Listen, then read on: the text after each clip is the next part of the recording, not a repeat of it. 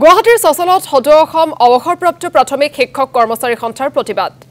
গ্ৰেজুৱেটি আৰু পেঞ্চন প্ৰদানৰ দাবীত প্ৰতিবাদত বহিছে শতাধিক শিক্ষক কৰ্মচাৰী নতুন পেঞ্চন নীতি বাতিল কৰি পুৰণি পেঞ্চন নীতি বাহাল ৰখাৰ দাবী প্ৰতিবাদকাৰীসকলৰ প্ৰতিশ্ৰুতি পালন কৰিব নোৱাৰা মুখ্যমন্ত্ৰীক ক্ষুৰধাৰ সমালোচনা অৱসৰপ্ৰাপ্ত শিক্ষক তথা কৰ্মচাৰীসকলৰ আৰু এই মুহূৰ্তত প্ৰতিবাদস্থলীত উপস্থিত আছে আমাৰ সাংবাদিক নাৰায়ণ শইকীয়া মই পুনে নাৰায়ণৰ কাষলৈ যাব বিচাৰিছো হয় নাৰায়ণ শইকীয়া আজি যেহেতু অৱসৰপ্ৰাপ্ত প্ৰাথমিক শিক্ষক কৰ্মচাৰী সন্থাৰ প্ৰতিবাদ সাব্যস্ত কৰিছে তেওঁলোকৰ দাবীসমূহ কি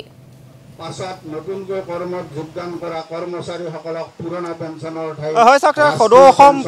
অৱসৰপ্ৰাপ্ত প্ৰাথমিক শিক্ষক কৰ্মচাৰী সন্থাই এই মুহূৰ্তত প্ৰতিবাদ সাব্যস্ত কৰিছে চচলত আৰু তেখেতলোকৰ দাবী হৈছে যে তেখেতলোকৰ গ্ৰেজুৱেটি প্ৰদান আৰু পেঞ্চন প্ৰদানৰ দাবীয়ে তেখেতলোকে প্ৰায় হাজাৰৰ অধিক ইতিমধ্যে শিক্ষক আহি অৱসৰপ্ৰাপ্ত শিক্ষক আহি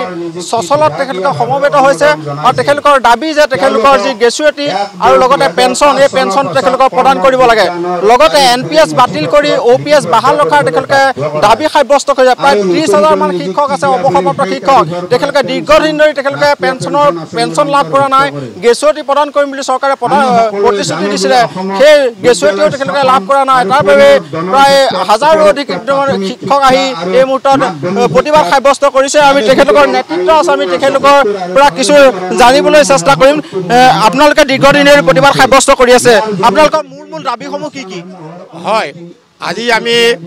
অসম হাইস্কুল অৱসৰপ্ৰাপ্ত শিক্ষক কৰ্মচাৰী সংস্থা কৰ্মৰত সমন্বয় সমিতি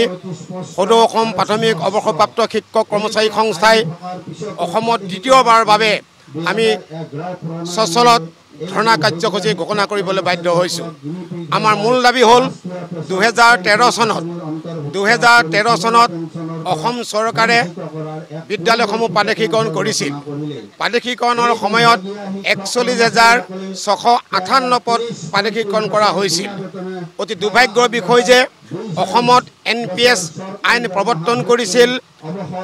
2005 চনত আৰু কেন্দ্ৰীয় চৰকাৰে NPS ৰাষ্ট্ৰীয় পেঞ্চন আঁচনি প্ৰৱৰ্তন কৰিছিল 2004 চনত কিন্তু 2013 চনত প্ৰাদেশিকৃত এই শিক্ষক কৰ্মচাৰীসকল 1990 1985 1980 তাৰ আগতেই নিযুক্তি পোৱা সেইকাৰণে প্ৰাদেশিকৰণৰ সময়ত তেওঁলোকক বিদ্যালয়ত যোগদান কৰা যিখন পত্ৰ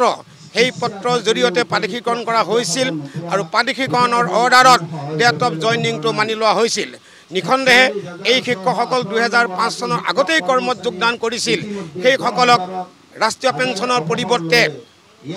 পুৰণা পেঞ্চন আঁচনিৰ অন্তৰ্ভুক্ত কৰিব লাগিছিল তাকেই নকৰাৰ ফলত যেতিয়া আমাক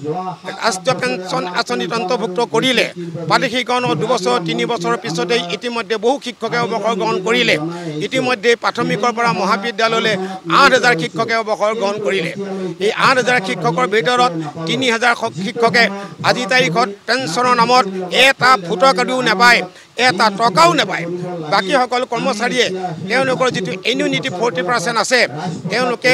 নিজৰ টকাৰ পৰাই কোনোবাই 500 কোনোবাই 700 কোনোবাই 800 কোনোবাই 2,000 টকা এনুইটি পায় সেইটো পেঞ্চন নহয় পেঞ্চন আমাৰ অধিকাৰ যেহেতু আমি NPS আইন প্ৰৱৰ্তনৰ পূৰ্বেই যোগদান কৰিছিলোঁ সেয়েহে আমাক অসম চৰকাৰে অতি সোনকালে ৰাষ্ট্ৰীয় পেঞ্চন আঁচনি বাতিল কৰি 2013 চনত প্ৰাদেশিকৃত সকলো শিক্ষক কৰ্মচাৰীক অৱসৰপ্ৰাপ্ত শিক্ষক কৰ্মচাৰীসকলক 50% পেঞ্চন দিব লাগে আৰু কৰ্মৰত শিক্ষক কৰ্মচাৰীসকলকো পুৰণি পেঞ্চন আওতালৈ আনি পেঞ্চন দিয়াৰ ব্যৱস্থা কৰিব লাগে ইয়াৰ লগতে যেহেতু গ্ৰেজুৱেটি আমাৰ প্ৰাপ্য কেন্দ্ৰীয় চৰকাৰে NPSতে গ্ৰেজুৱেটি দিবলৈ সিদ্ধান্ত কৰিলে অসমত ইতিমধ্যে 193 জনক এধকৰ পৰা গ্ৰেজুৱেটি দিয়া হ'ল কিন্তু তাৰ পিছত দেখা গৈছে যে বাকীসকলক গ্ৰেজুৱেটি বন্ধ কৰি ৰাখিছে সাধাৰণ গ্ৰেজুৱেটিটো দিয়া হোৱা নাই সেইকাৰণে আমি গ্ৰেজুৱেটি প্ৰদান কৰিবৰ কাৰণে অসম চৰকাৰক দাবী জনাইছোঁ আৰু যিসকল 8,000 কৰ্মচাৰী অৱসৰ গ্ৰহণ কৰিলে এই 8,000 অৱসৰ গ্ৰহণ কৰা কৰ্মচাৰীক অন্তিম মূল বেতনৰ 50% অন্তিম মূল বেতনৰ 50% তেওঁলোকক পেঞ্চন দিবৰ কাৰণে আমি চৰকাৰৰ ওচৰত দাবী উত্থাপন কৰিছোঁ আৰু আমাৰ যিবিলাক পৰিয়াল ইতিমধ্যে ঢুকাই গ'ল অৱসৰ গ্ৰহণৰ পিছত যিসকল ইতিমধ্যে ঢুকাইছে সেই পৰিয়ালবিলাকৰ উত্তৰাধিকাৰীক আমি পেঞ্চন দিবৰ কাৰণে চৰকাৰক দাবী জনাইছোঁ কিয়নো 2013 চনত প্ৰাদেশিকৃত আমাৰ যিসকল কৰ্মৰত শিক্ষক কৰ্মচাৰী